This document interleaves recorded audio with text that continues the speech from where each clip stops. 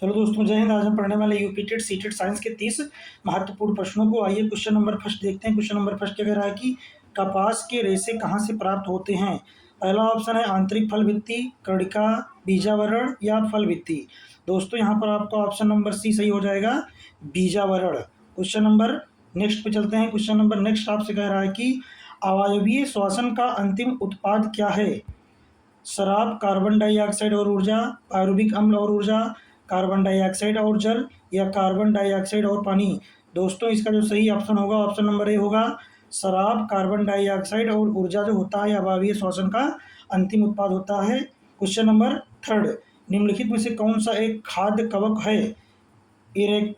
इगेरिक्स, एस्कोबलस या एल्बुगो या पीथियम। दोस्तों यहाँ पर सही ऑप्शन होगा आपका पहला, इगेरिक्स। इगेरिक्स को हम लोग दोस्तों मशरूम भी कहते हैं। क्वेश्चन नंबर 4 चलते हैं, काफ़ी इंपॉर्टेंट क्वेश्चन है। क्वेश्चन नंबर 4 कह रहा है कि मानव शरीर में कितनी पसलियाँ यानी कितने रिब्स होते हैं।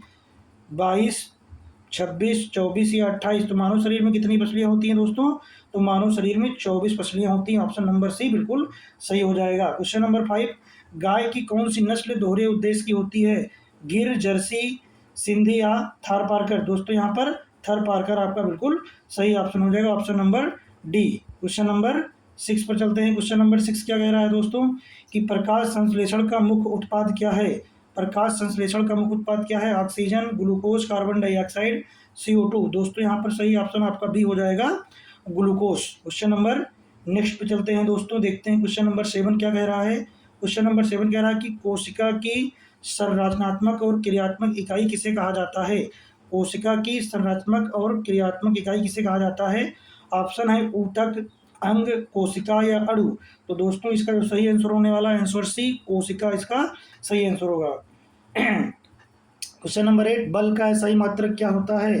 जूल, न्यूटन, वाट या पास्कल। दोस्तों बल का सही मात्रक न्यूटन होता है, इसे हम लोग कैपिटल एन से डिनोट करते हैं। क्वेश्चन नंबर 9 पर चलते हैं। क्वेश्चन नंबर 9 क्या कह रहा है दोस्तों कि पानी का रासायनिक सूत्र क्या होता है। पानी यानी वाटर का रासायनिक सूत्र क्या होता है दोस्तों, तो CO2, H2O, NaCl या O2। दोस्तों जो CO2 होता है कार्बन डाइऑक्साइड का, और जो H2O होता है ये होता है वाटर यानी कि जल का, और जो NaCl होता है इसे बोलते हैं सोडियम क्लोराइड होता है नमक का, और O2 होता है ऑक्सीजन का। तो यहाँ पर आपका ऑप्शन नंबर बी H2O बिल्कुल सही हो जाएगा। क्वेश्चन नंबर 10 पे चलते हैं। क्वेश्चन नंबर 10 क्या कह रहा है दोस्तों, ध्यान से पढ़ते हैं, काफ़ी इंपॉर्टेंट क्वेश्चन है। क्वेश्चन नंबर 10 कह रहे हैं कि मानव शरीर में लाल रक्त कणिकाएं किसके परिवहन में सहायता करती है, यानी कि जो RBC होता है वो किसके परिवहन में सहायता करती है दोस्तों। ऑक्सीजन, भोजन, हार्मोन्स या अपशिष्ट। दोस्तों यहाँ आपका ऑप्शन नंबर फर्स्ट सही हो जाएगा, ऑक्सीजन। मानव शरीर में RBC जो होती है वो ऑक्सीजन के परिवहन में सहायता करती है। क्वेश्चन नंबर 11 पे चलते हैं। क्वेश्चन नंबर 11 क्या कह रहा है दोस्तों, क्वेश्चन नंबर 11 कह रहा है कि निम्नलिखित में से कौन सा पौधा मांसाहारी है। हाँ सही सुना है आपने, कौन सा पौधा ऐसा है जो मांसाहारी, जो मांसों को खा लेता है। तो नीम या यूट्रिकुलरिया या गेहूं या आम। दोस्तों यहाँ पर एक डिफरेंस ऑप्शन आपको दिख रहा होगा, ऑप्शन नंबर बी यूट्रिकुलरिया। यूट्रिकुलरिया एक ऐसा पौधा होता है जो मांसाहारी होता है, यानी कीट पतंगों को खा लेता है। क्वेश्चन नंबर नेक्स्ट पे चलते हैं दोस्तों। क्वेश्चन नंबर 12, ध्वनि का प्रसार माध्यम क्या है। बड़ा इंपॉर्टेंट क्वेश्चन है। ध्वनि का प्रसार माध्यम क्या है, निर्वात, ठोस द्रव या गैस या कोयला हवा। तो दोस्तों ये जो निर्वात का माध्यम प्रसार का होता है ये ठोस, द्रव, गैस, तीनों चीज़ों में ये आपका प्रसार में माध्यम काम करते हैं। क्वेश्चन नंबर 13 में चलते हैं। क्वेश्चन नंबर 13 कह रहा है कि विटामिन सी की कमी से कौन सा रोग हो जाता है। विटामिन सी की कमी से कौन सा रोग हो जाता है।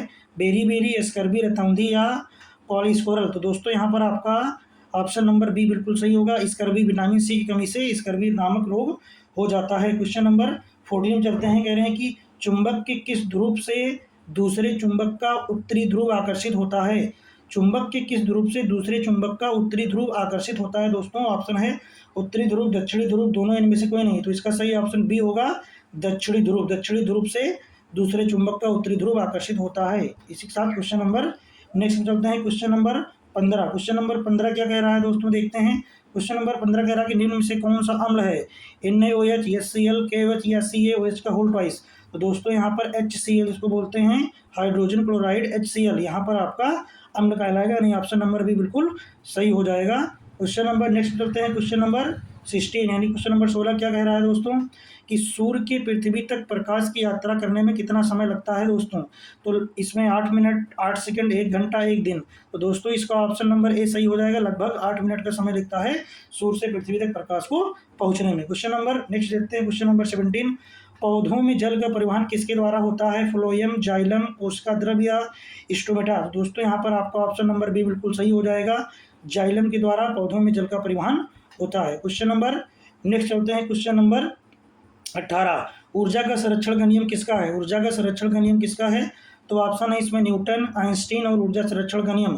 तो दोस्तों यहाँ पर सही ऑप्शन आपका ऑप्शन नंबर सी हो जाता है, सार्वभौमिक ऊर्जा संरक्षण का नियम। ऊर्जा का संरक्षण का नियम किसका है। तो ऊर्जा का संरक्षण का नियम ऊर्जा संरक्षण का नियम होता है। इसी के साथ क्वेश्चन नंबर 19 में चलते हैं। क्वेश्चन नंबर 19 कह रहा है कि मानव शरीर का सबसे बड़ा अंग कौन सा होता है। मानव शरीर का सबसे बड़ा अंग कौन सा होता है। हृदय, त्वचा, यकृत, मस्तिष्क। तो दोस्तों इसको कमेंट में करके आप लोग बताइएगा। इसका आंसर हम नहीं बताने वाले हैं, काफ़ी इजी है इसीलिए इसको छोड़ रहे हैं आपके लिए।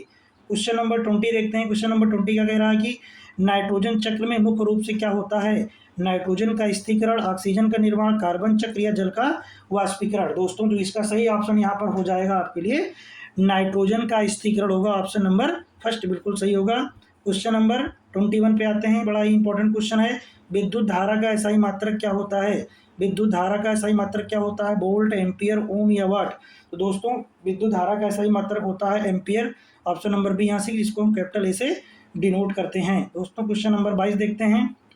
दूध को दही बनाने में कौन सा बैक्टीरिया मदद करता है।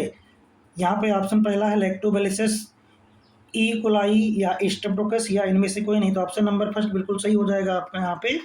नेक्स्ट क्वेश्चन पे चलते हैं दोस्तों। क्वेश्चन नंबर 23 पर पृथ्वी की परिक्रमा करने में कितना समय लेती है, या पृथ्वी परिक्रमा करने में कितना समय मतलब लेती है। तो दोस्तों यहाँ पर ऑप्शन 365 दिन 24 घंटे या 28 दिन या 1 वर्ष। दोस्तों यहाँ पर आपका ऑप्शन नंबर डी बिल्कुल सही होगा। 1 वर्ष यानी कि 365 दिन और 1/4 दिन ले लेती है इसका। क्वेश्चन नंबर 24 देखते हैं। उस प्रकाश का सबसे तेज गति माध्यम कौन सा होता है। यानी प्रकाश सबसे तेज किस में चलता है। जल में चलता है, हवा में चलता है, निर्वात में, आकाश में। तो दोस्तों प्रकाश को सबसे तेज जो होता है ये चलता है आपका निर्वात में, हमेशा हमेशा वैक्यूम में चलता है। तो ऑप्शन नंबर सी 24 का सही हो जाएगा। इसी के साथ क्वेश्चन नंबर नेक्स्ट पे चलते हैं दोस्तों। क्वेश्चन नंबर नेक्स्ट क्या कह रहा है आपका, हीमोग्लोबिन में कौन सा तत्व मुख्य है। हीमोग्लोबिन में कौन सा तत्व मुख्य है। कैल्शियम, लोहा, आयरन यानी सोडियम, पोटेशियम। तो दोस्तों आपका यहाँ पर लोहा बिल्कुल सही हो जाएगा। ऑप्शन नंबर 20 क्वेश्चन का। क्वेश्चन नंबर नेक्स्ट चलते हैं दोस्तों। क्वेश्चन नंबर 26 क्या कह रहे हैं। क्वेश्चन नंबर 26 कह रहा है कि वायुमंडल की सबसे निचली परत कौन होती है। तो पहला ऑप्शन है स्ट्रोस्फीयर या ट्रोपोस्फीयर, मेसोस्फीयर या थर्मोस्फीयर। तो दोस्तों यहाँ पर जो आपका सही ऑप्शन होने वाला है पहला ऑप्शन नंबर यहाँ पर बी सही होगा, ट्रोपोस्फीयर। ट्रोपोस्फीयर होती है वायुमंडल की सबसे निचली परत होती है। इसी के साथ क्वेश्चन नंबर नेक्स्ट चलते हैं। क्वेश्चन नंबर 27 बड़ा ही इंपॉर्टेंट क्वेश्चन है। कह रहे हैं कि पौधे प्रकाश संश्लेषण के किस रंग का प्रकाश सबसे अधिक अवशोषित कर लेता है। हरा, लाल, नीला, पीला। तो यहाँ दोस्तों आपका लाल हो जाएगा।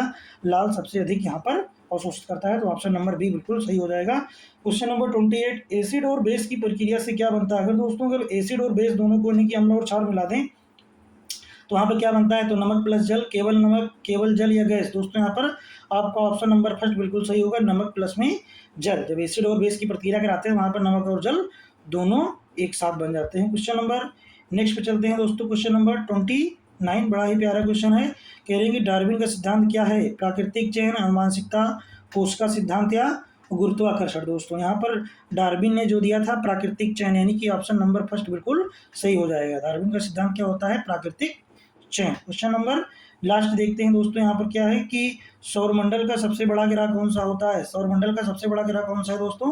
तो सौरमंडल का सबसे बड़ा ग्रह पृथ्वी, जुपिटर यानी कि बृहस्पति या शनि या मंगल। तो यहाँ पर दोस्तों आपका ऑप्शन नंबर भी बिल्कुल सही हो जाएगा, बृहस्पति। दोस्तों 30 क्वेश्चन समाप्त हो गए हैं। वीडियो पसंद है तो लाइक कीजिए, सब्सक्राइब कीजिए और ज़्यादा से ज़्यादा एक दूसरे को शेयर कीजिए। ओके दोस्तों, जय हिंद। मिलते हैं एक दूसरे वीडियो के साथ अगले दिन। नमस्कार।